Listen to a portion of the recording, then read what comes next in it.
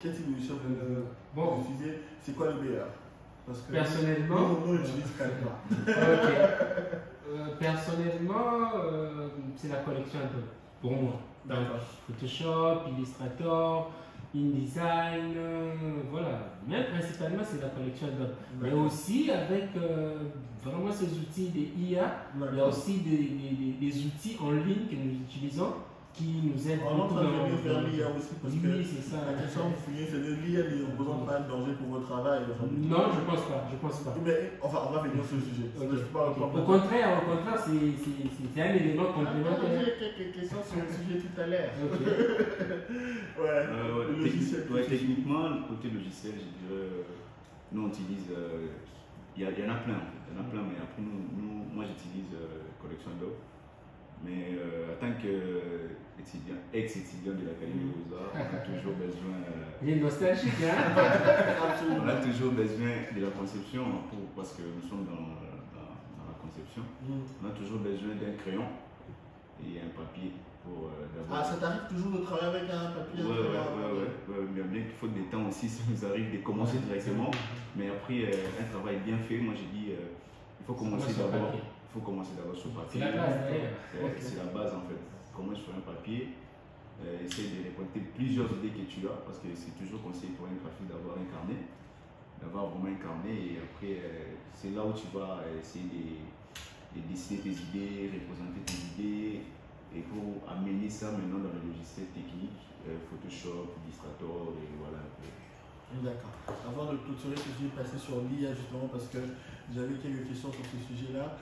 Aujourd'hui, pour une campagne marketing par exemple, en ce qui concerne les visuels, il serait plus intelligent d'être sur des papiers, c'est-à-dire dans le dur ou dans le virtuel? Est-ce qu'il est plus intelligent d'être dans le digital ou être dans le dur, c'est-à-dire panneaux, flyers, affiches, ou quand on a un petit budget, d'investir dans le visuel, mais dans le domaine du digital? Selon vous aujourd'hui, qu'est-ce qui marche ou qui fonctionne le mieux aujourd'hui?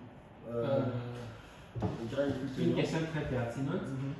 Moi, je pense que nos médias traditionnels, classiques, ils auront toujours leur place. Le papier, les panneaux, la télé et tout.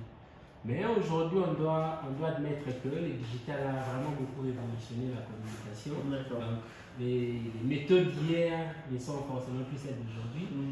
Alors, il faudrait peut-être essayer de mixer nos médias traditionnels à tous ces outils numériques qui apparaissent. C'est vrai, ces outils numériques sont vraiment une force et ils sont plus impactants. Vous pouvez atteindre une large population à travers ces outils-là.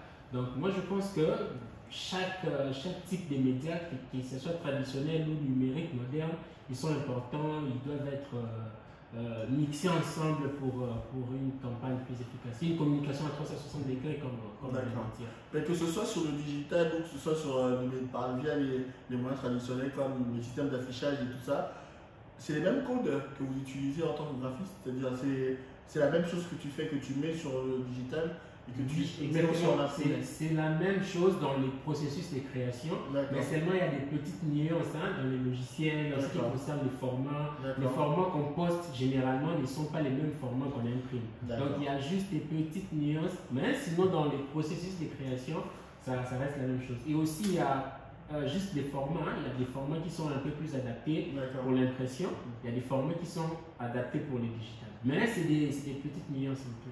Je dirais, si une entreprise veut vraiment faire une campagne impactante, moi je préfère dire l'efficacité d'une campagne, ça dépend d'abord du budget que l'entreprise a et après et du cible. Surtout, question des cibles, c'est très important parce que si votre cible, vous-même, vous savez que non, mes cibles à moi sont beaucoup plus dans le digital, pourquoi aller chercher ailleurs? Vous allez faire une campagne directement dans le digital. Et si les cibles sont beaucoup plus réelles comme ça, tu vas faire une campagne print et tout ce qui va avec. Mais après, moi je dis toujours, une campagne efficace, c'est aussi savoir faire du 360. Voilà, c'est beaucoup plus les entreprises qui ont beaucoup d'argent et tout. après, les cibles, c'est très important. C'est vraiment connaître d'abord les cibles. Et c'est là où tu vas vraiment orienter ta campagne. Et du coup, si la campagne est bien orientée, et ça va être impactant. Tout court, c'est bon. D'accord. Vous êtes